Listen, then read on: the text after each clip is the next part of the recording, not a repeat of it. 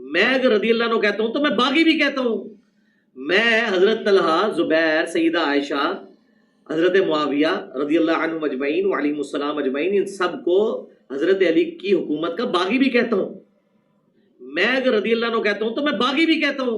एक टीवी मौलवी है, टीवी मौलवी जिन्हों टीवी ने मौलवी बनाया।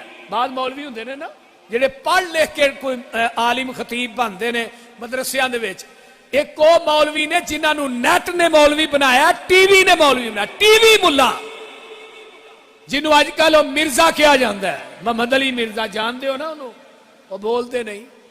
वो एडा खन्नास लानती बेकूफ अल इल्मो छिछड़ा तुन वल खिचो हा, ओदे इल्म दा ये आलम है। रात मैं जामिया असरिया दे अंदर सा जेलम, उथे नाल ही ओदी रैश। राती मैं ओदी ओ मंजी ठोक के आया जिहड़ी किसे ना ठोकी होए। मैं क्या मंजी हाफिज इब्तिसाम साहब कह रहे हैं मैं जुमा पढ़ाया, मैं तुही जुमा पढ़ाते हो पढ़िया लिखिया ते मैं जट बंदा, मैं ते मंजी छिड़ी ठोकनी होंदी है।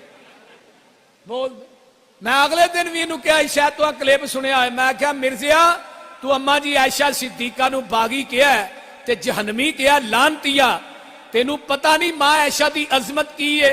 ओदे रूहानी फरजंद जे जिंदा ने, इंशाअल्लाह ही मां आयशा दे दुपट्टे दे उत्तों अपनी जान नू देना सादत समझने आ। बोलते नहीं इंशाअल्लाह। जेड़ा कोई दुनिया के अंदर कमीना दल्ला आदमी मां आयशा दे बारे दे अंदर ये ज़हन रखे कि वह जहनमी ने, सिहाबा ते तबसरा करे कि सिद्दीक़ अकबर नू अकबर नहीं कहना चाहिए, अकबर का लफज किथे वे, फरूक नू फरूक आजम नहीं कहना चाहिए। मैं क्या रात जेलम भी क्या, मैं क्या तू एडा वड्डा मौलवी चूहे सही बुखारी अरबी मतन दी एक हदीस जरा सरन दे नाल मैनू पढ़ के सुना, मैं तेनू एक हदीस का 1 लाख रुपया इनाम ना दिया, पूरी जिंदगी मसलक वाली हदीस के स्टेज ते ही नहीं आवांगा।